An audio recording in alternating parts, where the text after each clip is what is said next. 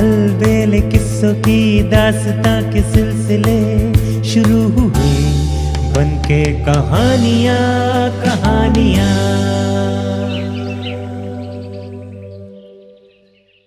आइए सुनते हैं अरेबियन नाइट्स की कहानी। आज की कहानी है सुराही का जिन। किसी समय धार्मिक प्रवृत्ति का एक वृद्ध मुसलमान मछुआरा नियमित रूप से प्रतिदिन सवेरे उठकर नदी के किनारे जाता और 4 बार नदी में जाल फेंकता था। एक दिन सुबह सुबह उसने नदी में जाल डाला। जब वो जाल को खींचने लगा तो जाल बहुत भारी लगा। उसने समझा कि आज कोई बड़ी मछली हाथ आई है, लेकिन कुछ ही देर बाद उसकी मेहनत पर पानी फिर गया। मेहनत से जाल खींचकर निकाला तो देखा कि उसमें एक गधे की लाश फंसी हुई है। मछुआरा उसे देखकर जल भुन गया। उसका जाल भी गधे के बोझ से जगह जगह फट गया था। उसने जाल में से गधे की लाश निकालकर एक तरफ फेंक दी और जाल फिर से नदी में डाला। इस बार खींचा तो उसमें सिर्फ मिट्टी और कीचड़ भरा मिला। तब रुआसा सा होकर बोला, मेरा दुर्भाग्य तो देखो, 2 बार मैंने नदी में जाल डाला और मेरे हाथ कुछ नहीं आया। मैं तो इस पेशे के अलावा और कोई व्यवसाय जानता भी नहीं। अब मैं गुजर बसर के लिए क्या करूं? उसने जाल को खाली कर फिर पानी में फेंका। इस बार भी उसके हाथ दुर्भाग्य ही लगा। जाल में कंकड़ पत्थर और फलों की गुठलियों के अतिरिक्त कुछ भी नहीं था। ये देखकर वो और भी रोने पीटने लगा। तब तक सवेरे का उजाला भी फैल गया था। उसने ईश्वर का ध्यान किया और विनय की, हे सर्वशक्तिमान प्रभु, तुम जानते हो कि मैं हर रोज सिर्फ 4 बार नदी में जाल फेंकता हूँ। आज 3 बार फेंक चुका हूँ और कुछ हाथ नहीं आया। मेरी सारी मेहनत बेकार गई। अब अंतिम बार जाल फेंक रहा हूँ। अब आप कृपा करो और नदी से मुझे कुछ दिलवा दो और मुझ पर इस प्रकार दया करो जैसे किसी समय हजरत मूसा पर की थी। ये कहकर मछुआरे ने चौथी बार जाल फेंका और खींचा तो भारी लगा। उसने सोचा इस बार तो जरूर मछलियां फंसी होंगी। बड़ा जोर लगाकर उसे बाहर निकालकर देखा तो उसमें एक पीतल की सुराही के सिवा और कुछ नहीं था। सुराही के भार से वो ये समझा कि उसमें कुछ बहुमूल्य वस्तुएं होंगी, क्योंकि उसका मुंह शीशे के ढक्कन से अच्छी तरह बंद था और ढक्कन पर कोई मोहर लगी थी। मछुआरे ने अपने मन में कहा कि यह अंदर से खाली हुई तो भी इसे बेचकर पैसे अच्छे मिल जाएंगे, जिससे आज का काम किसी तरह चल जाएगा। उसने सुराही को उलट पलट कर और हिला डुला कर देखा, लेकिन उसमें से कोई आवाज नहीं निकली। फिर उसने अपने झोले में से चाकू निकाला और उसका ढक्कन खोलने की चेष्टा करने लगा। सुराही के मुंह पर सील लगी हुई थी, इसलिए उसे खोलने में उसे काफी मशक्कत करनी पड़ी। तब कहीं जाकर सुराही का ढक्कन खुला। उसने झांक कर सुराही के अंदर देखा, लेकिन उसे कुछ नहीं दिखाई दिया। फिर वो झुंझला गया और उसने क्रोध में आकर उसे एक ओर फेंक दिया। उसी समय उसने देखा कि सुराही से धुआं निकल रहा है। बहुत सा धुआं निकलकर नदी के ऊपर आकाश में फैल गया। कुछ ही देर में वो धुआं सिमटकर एक जगह एकत्रित हो गया और उसने एक भीषण दैत्य का आकार ले लिया। मछुआरा घबराकर भागने को हुआ, लेकिन उसने सुना कि दैत्य हाथ उठाकर कुछ कह रहा है। ऐ सुलेमान, मेरा अपराध क्षमा कर दो। मैं कभी आपकी आज्ञा का उल्लंघन नहीं करूंगा। मछुआरा ये सुनकर अपना डर भूल गया और बोला, अरे भूत, ये तू क्या बक रहा है? सुलेमान को मरे 1800 वर्ष से अधिक समय हो गया है। तू कौन है? मुझे बता, और ये भी बता कि तू इस सुराही में किस प्रकार बंद हो गया। जिन ने उसे घृणा पूर्वक देखकर कहा, तू बड़ा बदतमीज है, मुझे भूत कहता है। मछुआरा बिगड़कर बोला, और कौन है तू? तुझे भूत न कहूं तो क्या कहूं? तेरे मरने में अब अधिक समय नहीं है। मैं तुझे शीघ्र ही मार डालूंगा। मछुआरा घबरा कर बोला, तू मेरी हत्या क्यों करना चाहता है?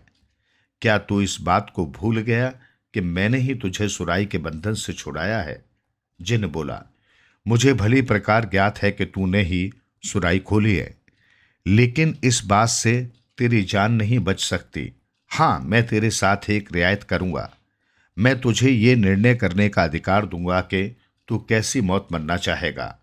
मछुआरे ने कहा, तेरे हृदय में जरा भी न्याय प्रियता नहीं है। मैंने तेरा क्या बिगाड़ा है जो तू मुझे मारना चाहता है? क्या मेरे एहसान का बदला तू मुझे बिना वजह मारकर देना चाहता है? जिन बोला, बिना वजह नहीं मार रहा। मैं तुझे बताता हूं कि तुझे मारने का क्या कारण है। तू ध्यान देकर सुन। मैं उन जिनों में से हूं जो नास्तिक थे। अन्य जिन मानते थे कि हजरत सुलेमान पैगंबर हैं, इसलिए उनकी आज्ञाओं का पालन करते थे। सिर्फ मैं और एक दूसरा दैत्य जिसका नाम साकर था, सुलेमान की आज्ञा से विमुख हुए। बादशाह सुलेमान ने क्रुद्ध होकर अपने प्रमुख मंत्री आसिफ बिन वरिया को आदेश दिया कि मुझे पकड़कर उसके सामने पेश करें। मंत्री ने मुझे पकड़कर उसके सामने खड़ा कर दिया। सुलेमान ने मुझसे कहा कि तू मुसलमान होकर मुझे पैगंबर मान और मेरी आज्ञाओं का पालन कर। मैंने इससे इनकार कर दिया। तब सुलेमान ने इसकी मुझे ये सजा दी और उसने मुझे इस सुराही में बंद कर दिया और अभिमंत्रित करके शीशे का ढक्कन उसके मुंह पर जड़ दिया और उस पर अपनी मोहर लगा दी। फिर एक जिन को आज्ञा दी कि वो इस सुराही को नदी में डाल दे। तब वो मुझे नदी में डाल गया। उस समय मैंने प्रण किया कि 100 वर्षों के अंदर जो आदमी मुझे निकालेगा उसे मैं इतना धन दे दूंगा कि वो आजीवन सुख से रहे और उसके मरने के बाद भी बहुत सा धन उसके वारिसों के लिए रह जाए। इस अवधि में मुझे किसी ने नहीं निकाला। फिर मैंने प्रतिज्ञा की कि अब 100 वर्ष के अंदर जो मुझे आजाद करेगा उसे मैं सारे संसार के खजाने दिलवा दूंगा। फिर भी किसी ने मुझे न निकाला। फिर मैंने प्रतिज्ञा की कि 100 वर्षों की तीसरी अवधि में जो मुझे आजाद करेगा उसे मैं बहुत बड़ा बादशाह बना दूंगा और हर रोज उसके पास जाकर उसकी 3 इच्छाएं पूरी करूंगा।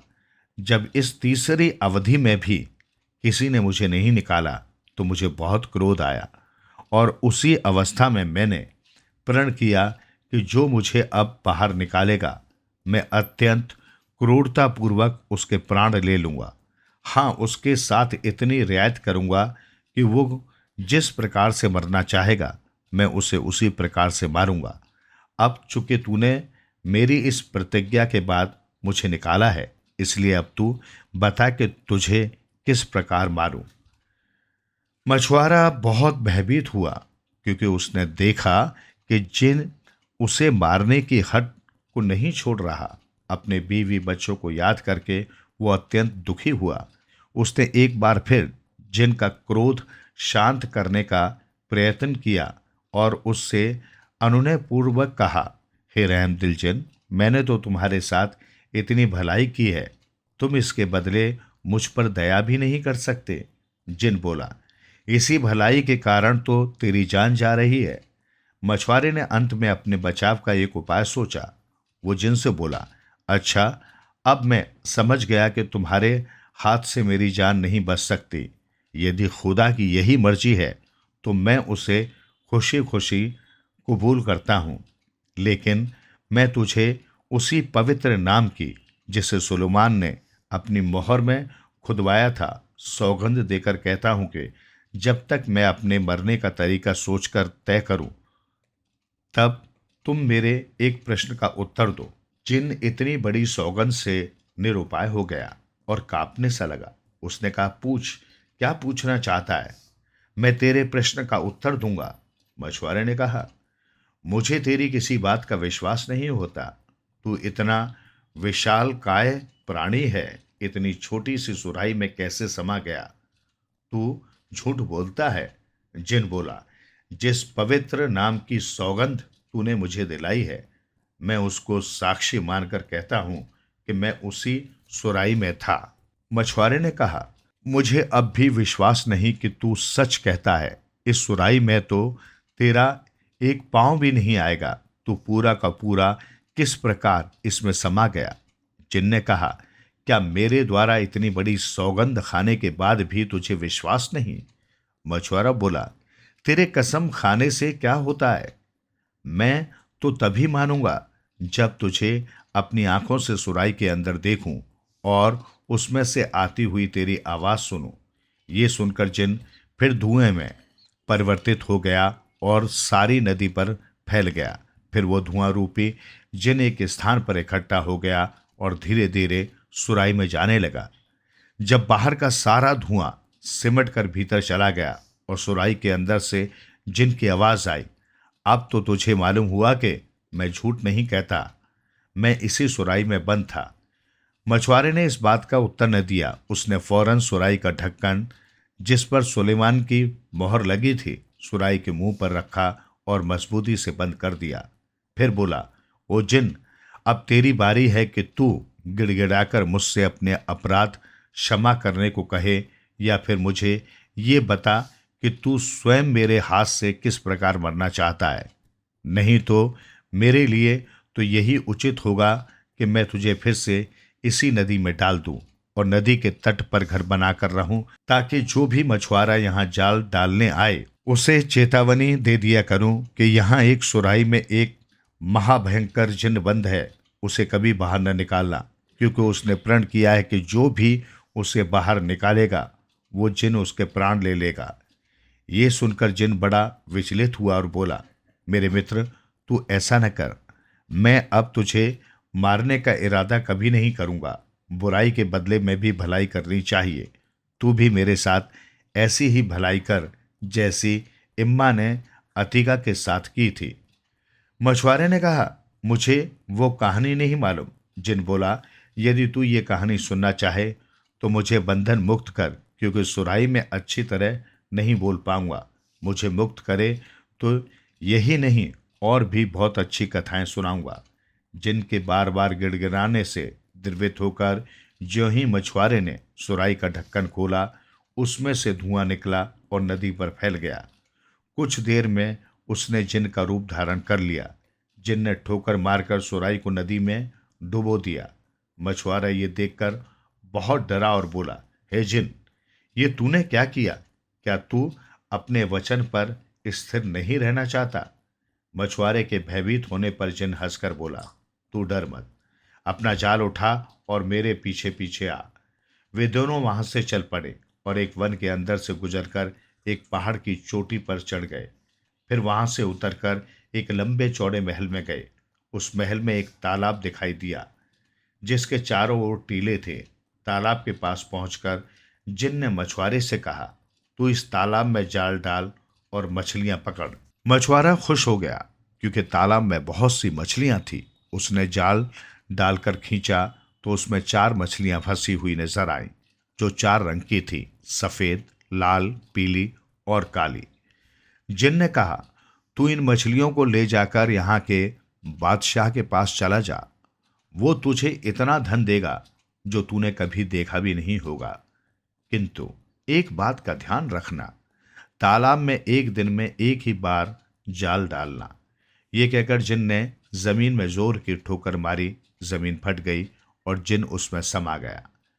जिन के उस गड्ढे में समाने के बाद जमीन फिर से समतल हो गई, जैसे उसमें कभी गड्ढा हुआ ही न हो। मछुआरा चारों मछलियां पकड़कर बादशाह के महल में ले गया। बादशाह मछलियों को देखकर बेहद खुश हुआ और अपने वजीर से बोला, जाओ, यूनान के राजा ने जिस बावर्चिन को हमें भेंट स्वरूप दिया था, इन मछलियों को उस बावर्चिन के पास ले जाओ। सिर्फ वही ऐसी होशियार है जो इन सुंदर मछलियों को भली भांति पका सकती है। मंत्री मछलियों को बावर्चिन के पास ले गया। बादशाह ने मछुआरे को 400 मोहरें इनाम में दे डाली। बावर्चिन ने मछलियों के टुकड़े करके उन्हें धो धाकर तलने के लिए गर्म तेल में डाल दिया। जब टुकड़े एक ओर से लाल सुर्ख हो गए तो उसने उन्हें पलटा।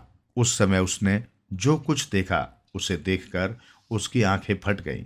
उसने देखा कि एकाएक रसोई घर की दीवार फट गई और उसमें से एक अति सुंदर स्त्री बड़े ठाठ बाट से भड़कीले कपड़े पहने बाहर निकली। उसके शरीर पर मिस्र देश की रानियों जैसी बेशकीमती आभूषण थे। उसके वस्त्र भी राजसी और मूल्यवान थे।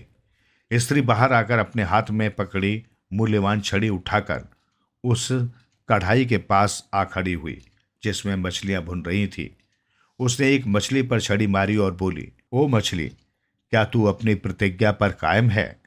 मछली में कोई हरकत न हुई। स्त्री ने फिर छड़ी मारी और अपना प्रश्न दोहराया। इस पर चारों मछलियों में हरकत हुई और वे बोली, ये सच्ची बात है, तुम हमें मानोगी तो हम तुम्हें मानेंगे, और अगर तुम हमारा ऋण वापस करोगी तो हम तुम्हारा ऋण वापस कर देंगे। ये सुनते ही स्त्री ने कढ़ाई को जिसमें मछलियां पड़ी थी जमीन पर उलट दिया और स्वयं दीवार में समा गई। दीवार पहले की तरह सामान्य हो गई। बाबरचिन इस घटना को देखकर मूर्छित हो गई। कुछ देर बाद वो होश में आई तो देखा कि मछलियां चूल्हे के अंदर गिरकर कोयला हो चुकी हैं। वो अत्यंत दुखी होकर रोने लगी। वो सोच रही थी, मैंने तो ये सारा दृश्य अपनी आंखों से देखा है, लेकिन इस पर बादशाह को कैसे विश्वास आएगा।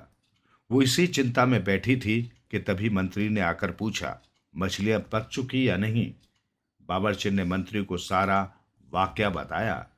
मंत्री को इस कहानी पर विश्वास तो नहीं हुआ, लेकिन उसने बाबरचिन की शिकायत करना ठीक न समझा। उसने बादशाह से मछलियों के खराब होने का कोई बहाना बना दिया और मछुआरे को बुलाकर आदेश दे दिया, जाओ वैसी ही 4 मछलियां और ले आओ। मछुआरे ने जिन से किया हुआ वादा तो उसे न बताया, लेकिन कोई और मजबूरी बता दी कि अब मछलियां क्यों नहीं आ सकती। दूसरे दिन मछुआरा फिर उस तालाब पर गया और तालाब में जाल डाला। फलस्वरूप उसी प्रकार की 4 रंगों वाली मछलियां आज फिर उसके जाल में फंसी। मछलियां लेकर वो मंत्री के पास पहुंचा। मंत्री ने उसे इनाम दिया और बावर्चिन के पास मछलियां लाकर कहा, इन्हें मेरे सामने पकाओ। बावर्चिन ने पहले दिन की तरह मछलियां काट और धोकर गर्म तेल में डाली और जब उन्हें कढ़ाई में तलने लगी तो आज फिर अचानक दीवार फट गई और वही स्त्री हाथ में छड़ी लेकर निकली और छड़ी से एक मछली को छूकर पहले दिन जैसी हरकत की। तब उन 4 मछलियों ने जुड़कर सिर उठाकर और पूंछ पर खड़े होकर वही उत्तर दिया। स्त्री ने आज फिर कढ़ाई उलट दी और दीवार में समा गई। दीवार फिर जुड़कर पहले जैसी हो गई। मंत्री इन सब बातों को देखकर अचंभित हो गया। जब दरबार में जाकर उसने ये बात बादशाह को बताई तो उसे भी घोर आश्चर्य हुआ।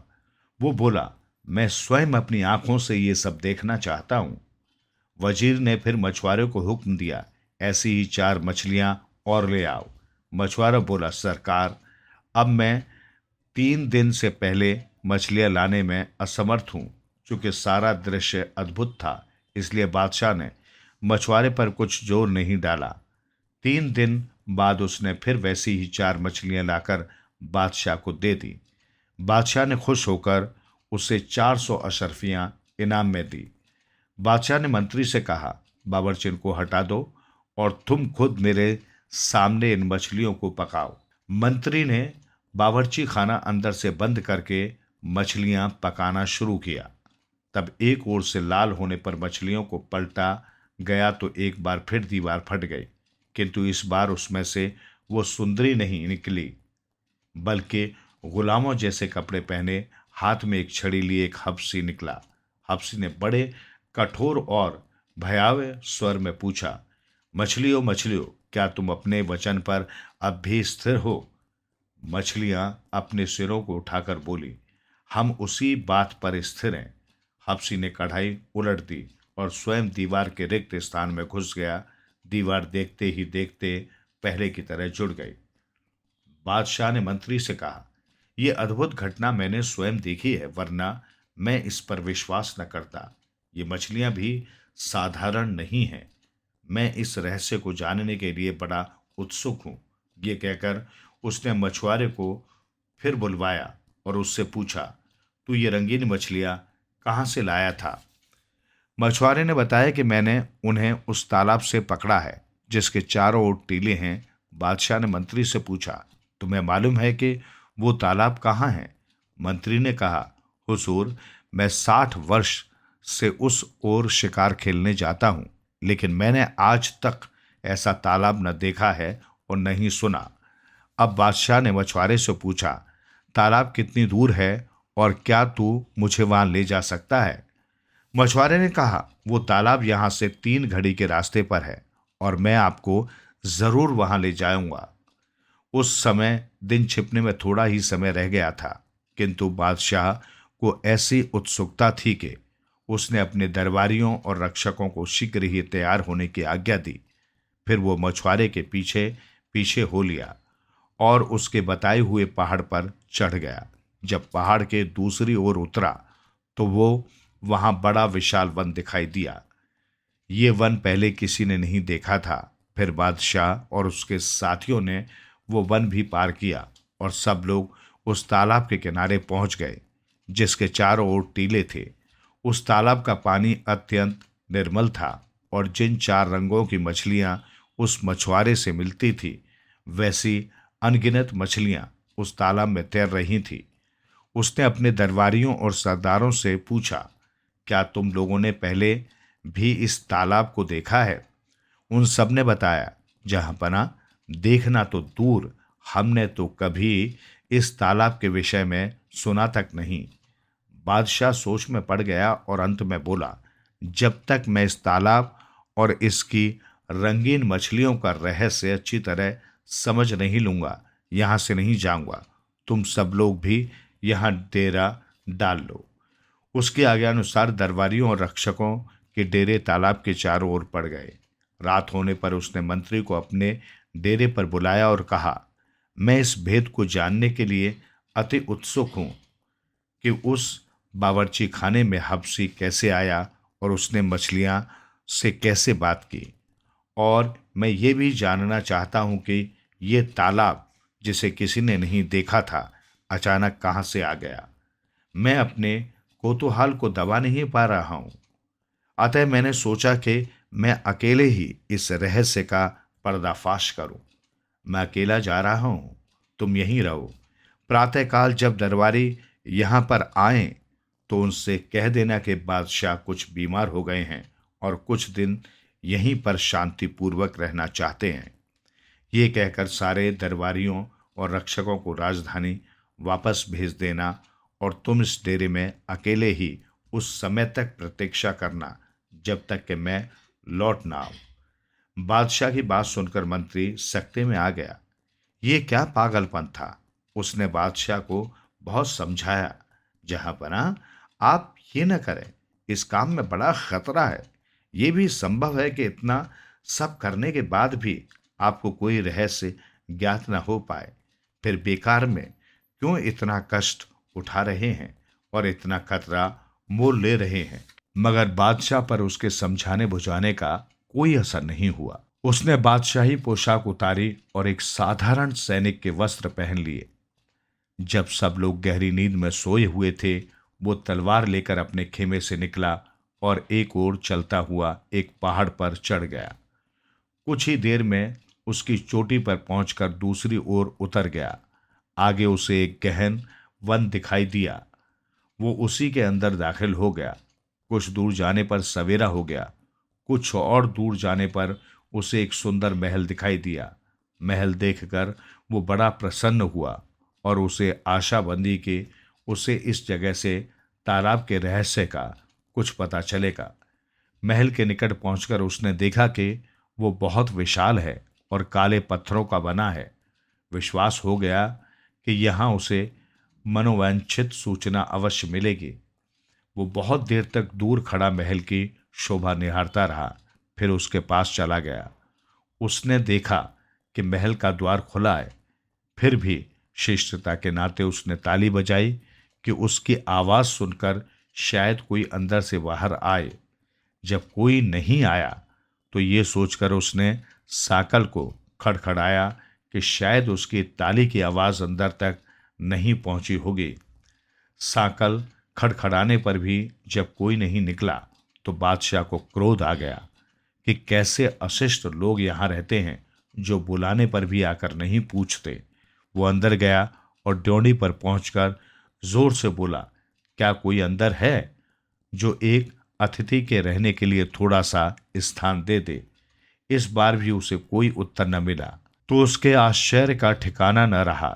ड्योढ़ी से आगे बढ़कर वो महल में घुसा तो देखा कि अंदर से वो महल और भी लंबा चौड़ा है, किंतु उसके अंदर कोई नहीं है। इसके अलावा उस विशाल महल में 3 बाग थे जिनमें बड़ी सुघड़ता के साथ भांति भांति के सुगंधित फूलों और उत्तम फलों के पेड़ लगे थे। बागों में हर चीज ऐसी तरतीब से लगी थी कि उन्हें देखकर दुखी मनुष्य भी आनंद से भर जाए। वृक्षों पर नाना प्रकार के सुंदर पक्षी कलरव कर रहे थे। वो पक्षी उन्हीं वृक्षों पर रहते थे, उड़कर नहीं जा सकते थे क्योंकि वृक्षों के ऊपर जाल पड़े हुए थे। बादशाह एक कमरे से दूसरे कमरे में और एक बाग से दूसरे बाग में घूम घूम कर हर वस्तु को देखकर आनंदित होता रहा। घूमते घूमते जब वो थक गया तो एक कक्ष में बैठकर आराम करने लगा और सामने वाले बाग की शोभा देखने लगा। इतने में उसे एक कतार करहा सुनाई दी, जैसे कोई बड़े दुख से करहा रहा हो।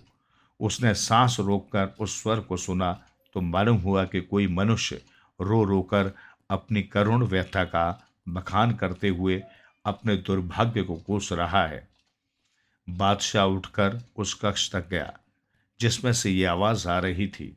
फिर पर्दा उठाकर उसने देखा कि एक नवयुवक सिंहासन जैसे किसी ऊंचे तख्त पर राजसी वस्त्र पहने बैठा है और करुण स्वर में विलाप कर रहा है।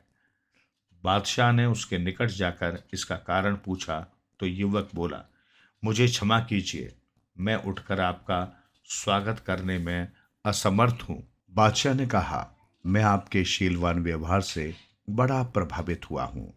वास्तव में ऐसा कोई कारण होगा कि आप उठ न सके, किंतु आपके दुख को देखकर मुझे भी बेहद दुख हुआ है। आप मुझे बताइए कि मैं आपका कष्ट किस प्रकार दूर कर सकता हूँ। तालाब का रहस्य क्या है और उसकी मछलियाँ कौन हैं? ये सुनकर वो युवक फिर रोने लगा और बोला, मेरा हाल सुनने के पहले ये देख लीजिए। ये कहकर उसने अपना कपड़ा उठाया तो बादशाह ने देखा कि वो नाभि से ऊपर तो जीवित मनुष्य है और नीचे काले पत्थर का बना हुआ है। ये देखकर राजा की आंखें फटी की फटी रह गई और वो बोला, मुझे तो ये यहाँ की प्रत्येक वस्तु देखकर आश्चर्य और उत्सुकता बहुत बढ़ गई है। अल्लाह के वास्ते तफसील से अपना हाल बताइए। मुझे विश्वास हो रहा है कि तालाब की रंग बिरंगी मछलियों के रहस्य का भी आपसे ही संबंध है। आप मुझे अपनी पूरी दास्तान सुनाइए। कहते हैं कि दूसरे को अपना दुख सुनाने से आदमी का कुछ दुख तो दूर होता ही है। युवक ने कहा, मुझे अपनी दशा के वर्णन से भी बड़ा कष्ट होता है, किंतु आपका आग्रह है इसलिए कहता हूँ। फिर वो युवक बादशाह को अपनी आप बीती सुनाने लगा। मेरे पिता का नाम महमूद शाह था। वे काले द्वीपों के बादशाह थे। वे काले द्वीप पर 4 विख्यात पर्वत हैं। उनकी राजधानी उसी स्थान पर थी जहाँ वो रंगील मछलियाँ वाला तालाब है। 70 वर्ष की उम्र में मेरे पिता का देहांत हो गया और उनकी जगह मैं राज सिंहासन पर बैठा। मैंने अपने चाचा की बेटी के साथ विवाह किया। मैं उसे बहुत चाहता था, वो भी मुझे बहुत चाहती थी। 5 वर्ष तक हम लोग सुखपूर्वक रहते रहे। 5 साल बाद धीरे धीरे मुझे एहसास होने लगा कि उसका मेरे प्रति पहले जैसा प्रेम नहीं है। एक दिन दोपहर के भोजन के पश्चात वो स्नान गृह को गई और मैं अपने शयन कक्ष में लेटा रहा। 2 दासियां जो बेगम को पंखा झाला करती थी मेरे सिरहाने पैताने बैठ गईं। वे मुझे आराम देने के लिए पंखा झालने लगी। मुझे सोया जानकर वे वहीं बैठी धीमे धीमे बातचीत करने लगी। मैं सोया नहीं था, किंतु उनकी बातें सुनने के लिए सोने का बहाना कर रहा था। एक दासी बोली, हमारी मलिका बड़ी दुष्ट है, जो ऐसे सुंदर और सुशील पति को प्यार नहीं करती। दूसरी बोली, तू ठीक कहती है। रात में बादशाह को अकेला सोता छोड़कर वे न जाने कहाँ जाती हैं और बेचारे बादशाह को कुछ पता ही नहीं चलता। ये बेचारे जाने भी कैसे? बेगम रोज रात को इनके शरबत में कोई नशा मिलाकर इन्हें दे देती है। ये नशे में बिल्कुल बेहोश हो जाते हैं और वो वहाँ जहाँ चाहती है वहाँ चली जाती है। फिर सवेरा होने से पहले आकर इन्हें होश में लाने की सुगंध सुखा देती है। मेरे बुजुर्ग दोस्त, मुझे ये सुनकर इतना दुख हुआ कि उस दुख का वर्णन मेरी सामर्थ्य से बाहर है। उस समय मैंने क्रोध करना मुनासिब न समझा और कुछ देर में इस तरह अंगड़ाई लेता हुआ उठा मानो सचमुच सो रहा था। कुछ देर में बेगम भी स्नान करके वापस आ गई। उस रात भोजन के बाद मैं शयन करने के लिए लेटा तो बेगम हमेशा की तरह मेरे लिए शरबत का प्याला लाई। मैंने प्याला ले लिया और उसकी आंखें बचाकर प्याले का शरबत खिड़की से बाहर फेंक दिया और खाली प्याला उसके हाथ में ऐसे दे दिया मानो मैंने पूरा शरबत पी लिया हो। फिर हम दोनों पलंग पर लेट गए। बेगम ने मुझे सोता समझकर पलंग से उठकर एक मंत्र पढ़ा और मेरी तरफ मुंह फेर कर कहा, तू ऐसा सो के कभी न जागे। फिर वो भड़कीले वस्त्र पहनकर कमरे से निकल गई। मैं भी पलंग से उठा और तलवार हाथ में लेकर उसका पीछा करने लगा। वो मुझसे केवल थोड़े ही आगे थी और उसकी पदचाप मुझे साफ सुनाई दे रही थी, लेकिन मैं ऐसे धीरे धीरे पांव रखकर उसके पीछे पीछे चल रहा था कि उसे मेरे आने का कोई आभास न मिले। वो कई दरवाजों से होकर निकली, उन सभी में ताले लगे थे, किंतु उसकी मंत्र शक्ति से सभी ताले खुलते जा रहे थे।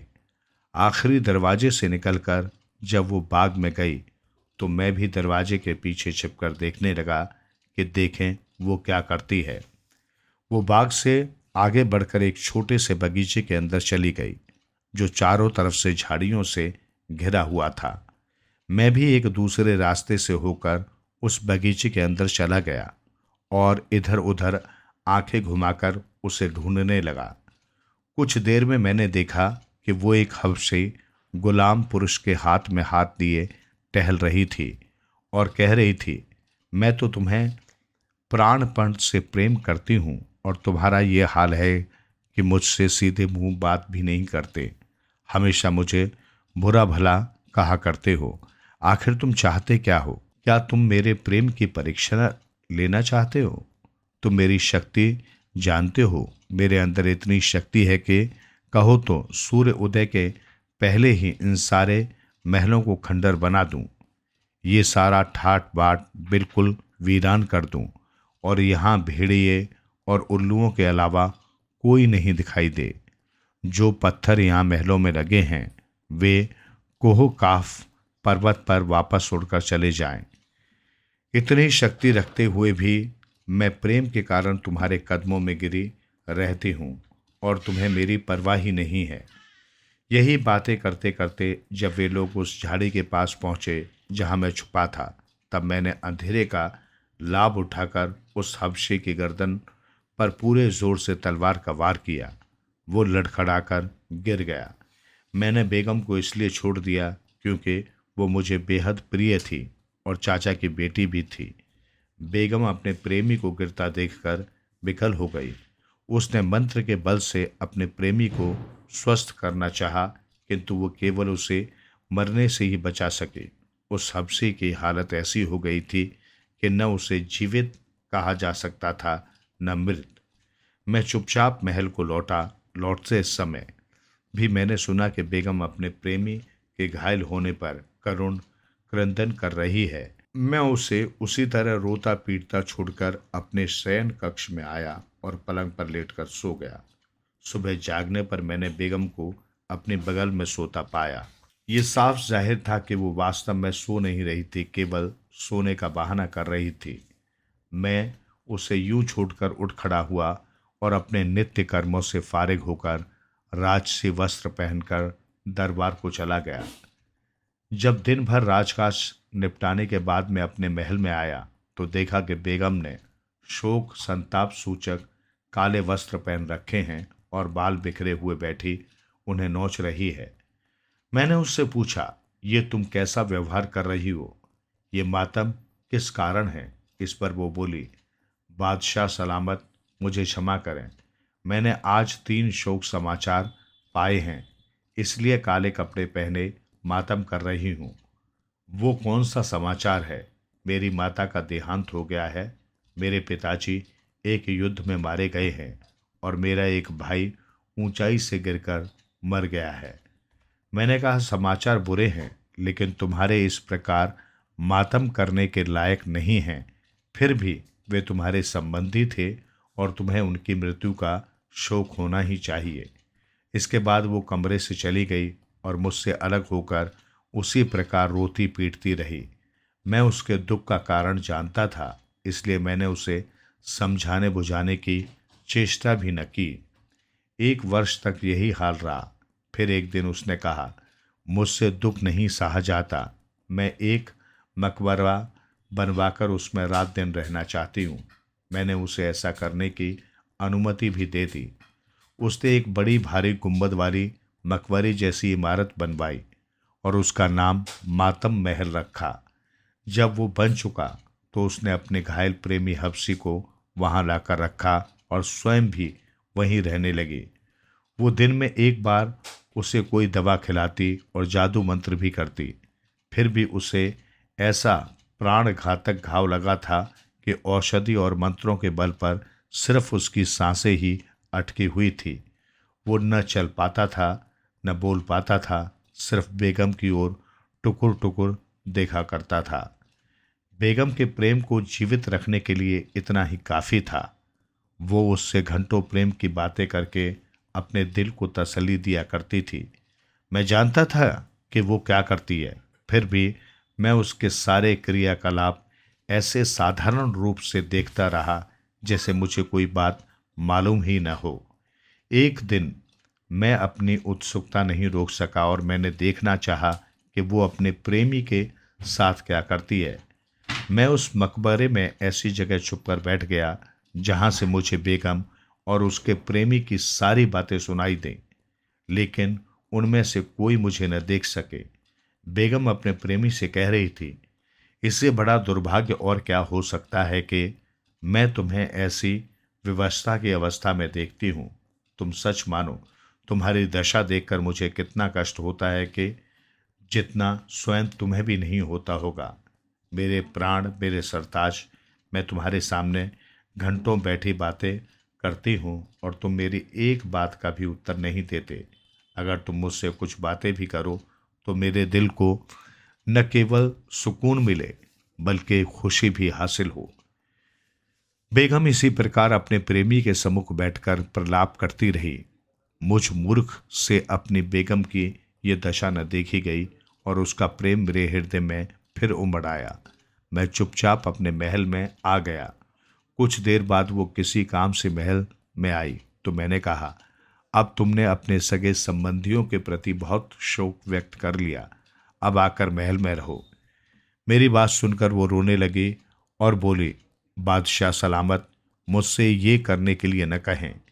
मैं उसे जितना समझाता बुझाता उतना ही उसका रोना पीटना बढ़ता जाता। फिर मैंने उसे उसके हाल पर छोड़ दिया। वो उसी अवस्था में 2 वर्ष और रही। मैं एक बार फिर मातम महल में गया ताकि बेगम और उसके हबसी प्रेमी का हाल देखूं। मैं फिर से उसी स्थान पर छिपकर बैठ गया जहां एक बार पहले छिपा था और सुनने लगा। बेगम कह रही थी, प्रियतम, अब तो 2 वर्ष बीत गए हैं और तीसरा वर्ष लग गया है। तुमने मुझसे एक बात भी नहीं की। मेरे रोने चिल्लाने और विलाप करने का तुम्हारे मन पर कोई प्रभाव नहीं होता। जान पड़ता है कि तुम मुझे बात करने के योग्य नहीं समझते, इसलिए तुम अब मुझे देखकर आंखें बंद कर लेते हो। देखो तो मैं तुम्हारे प्रेम में कितनी बेहाल हो रही हूँ। बेगम की ये बातें सुनकर मेरे तन बदन में आग लग गई। मैं उस मकबरे से बाहर निकल आया और गुंबद की तरफ मुंह करके कहा, ओ गुंबद, तू इस स्त्री और इसके प्रेमी को, जो मनुष्य रूप में राक्षस है, निगल क्यों नहीं जाता? मेरी आवाज़ सुनकर मेरी बेगम, जो अपने हबशी प्रेमी के पास बैठी थी, क्रोध अंध होकर निकल आई और मेरे समीप आकर बोली, अभागे दुष्ट, तेरे कारण ही मुझे वर्षों से शोक ने जकड़ रखा है। तेरे ही कारण मेरे प्रेमी की ऐसी दयनीय दशा हो गई है और वो इतनी लंबी अवधि से घायल पड़ा है। मैंने कहा, हाँ, मैंने ही उस कुकर्मी राक्षस को दंड दिया है। ये इसी योग्य था और तू भी इस योग्य नहीं कि जीवित रहे, क्योंकि तूने मेरी सारी इज्जत मिट्टी में मिला दी है। ये कहकर मैंने तलवार खींच ली और चाहा कि बेगम की हत्या कर दूं, किंतु उसने कुछ ऐसा जादू किया कि मेरा हाथ उठ ही न सका। फिर उसने धीरे धीरे कोई मंत्र पढ़ना आरंभ किया, जिससे मैं बिल्कुल न समझ सका। मंत्र पढ़ने के बाद वो बोली, अब मेरे मंत्र की शक्ति देख। मैं आज्ञा देती हूँ कि तू कमर से ऊपर जीवित मनुष्य रहे और कमर से नीचे पत्थर बन जाए। उसके ये कहते ही मैं वैसा ही बन गया जैसा उसने कहा था, अर्थात मैं न जीवित लोगों में रहा न मृतकों में। फिर उसने मातम महल से उठवाकर मुझे इस जगह लाकर रख दिया। इतना ही नहीं, उसने मेरे नगर को भी नहीं छोड़ा। मेरे सभी दरबारी और प्रजाजन मेरे प्रति निष्ठा रखते थे। उसने उन सबको अपने जादू से मछलियों में बदल दिया। इनमें जो सफ़ेद रंग की मछलियां हैं वे मुसलमान हैं, लाल रंग की मछली अग्नि पूजक, काली मछली ईसाई और पीले रंग की वाली यहूदी हैं। मैं इन 4 कालों दीपों का नरेश था। उन्हें उस स्त्री ने 4 टीले बनाकर तालाब के चारों ओर स्थापित कर दिया। उसने मेरे देश को उजाड़ दिया और मुझे आधा पत्थर का बनाकर भी उसका क्रोध शांत नहीं हुआ। वो यहाँ रोज आती है और मेरे कंधे और पीठ पर 100 कौड़े इतने जोर से मारती है कि हर चोट पर मेरा खून छलछला आता है।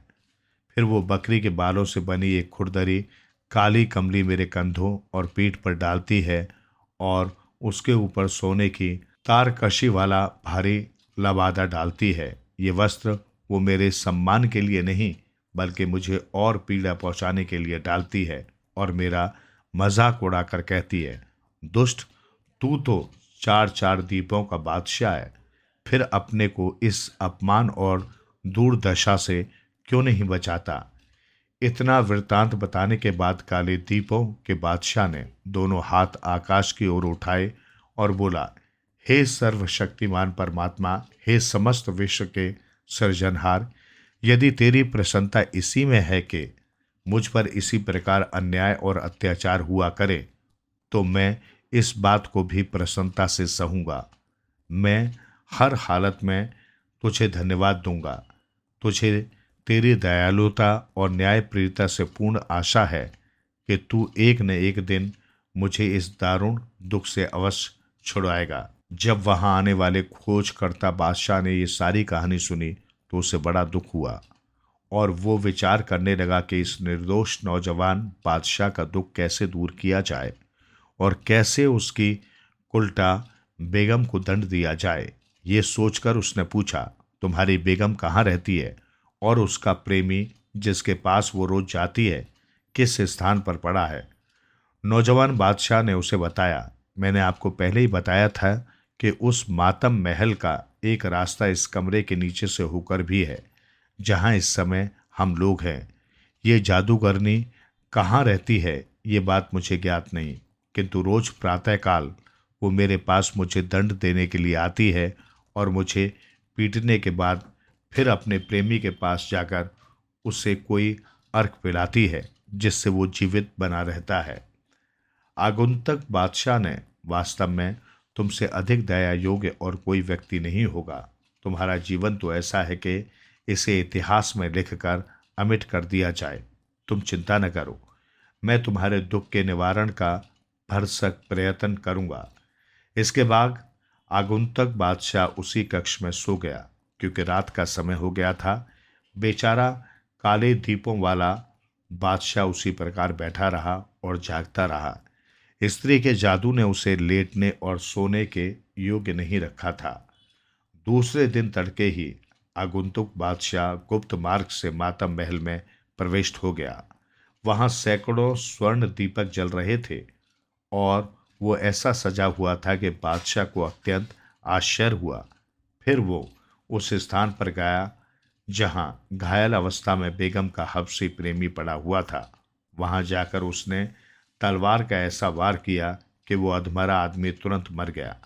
बादशाह ने उसका शव घसीट कर पिछवाड़े बने एक कुएं में डाल दिया और मातम महल में वापस आकर नंगी तलवार अपने पास छुपाकर उस हबशी की जगह खुद लेटा रहा ताकि बेगम के आने पर वो उसे मार सके।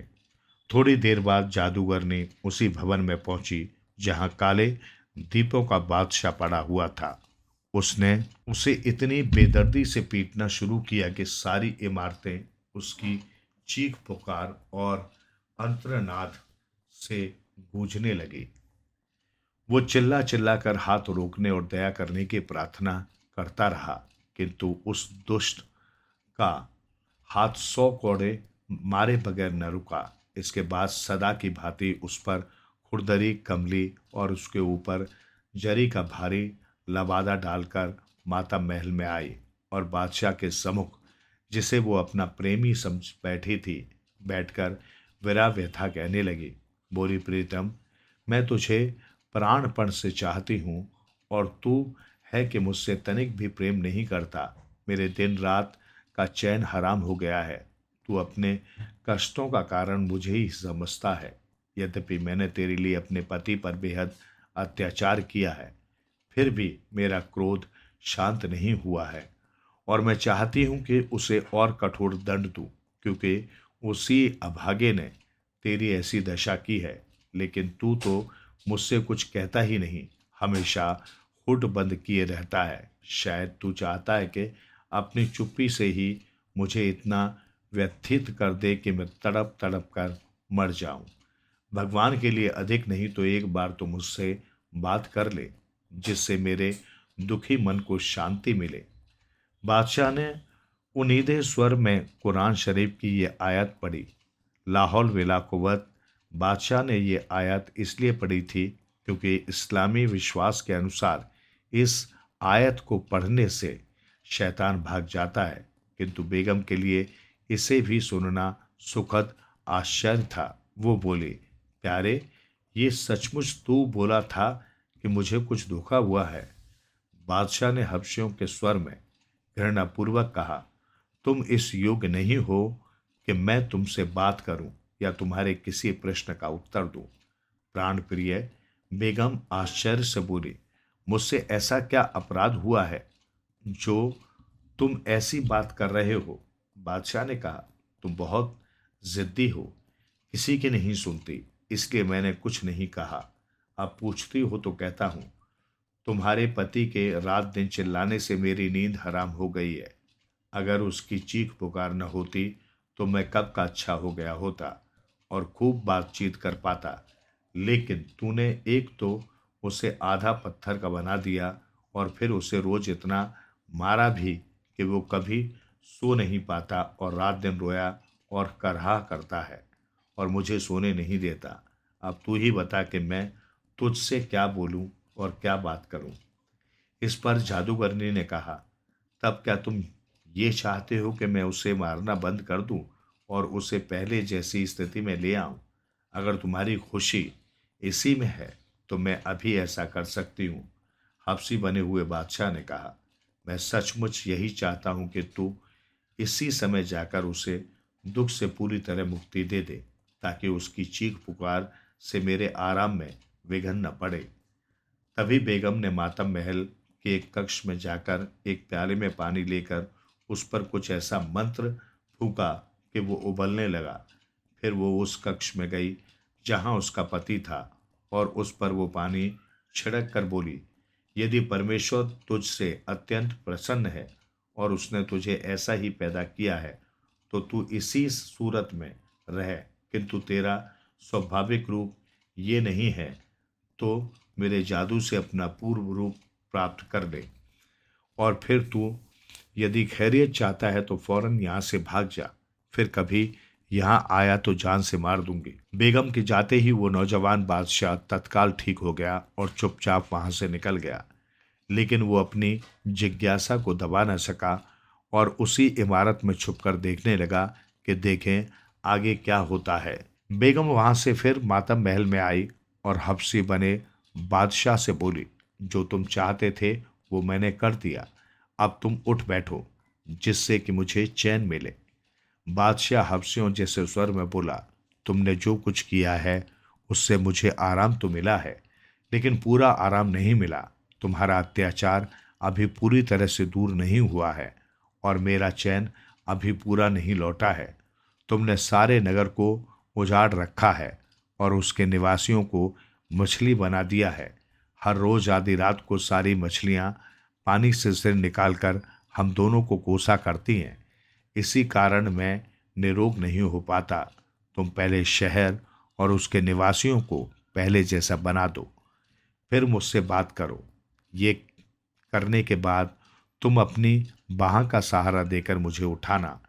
बेगम इस बात पर भी तुरंत राजी हो गई। वो तालाब के किनारे गई और थोड़ा सा अभिमंत्रित जल उस तालाब में छिड़क दिया।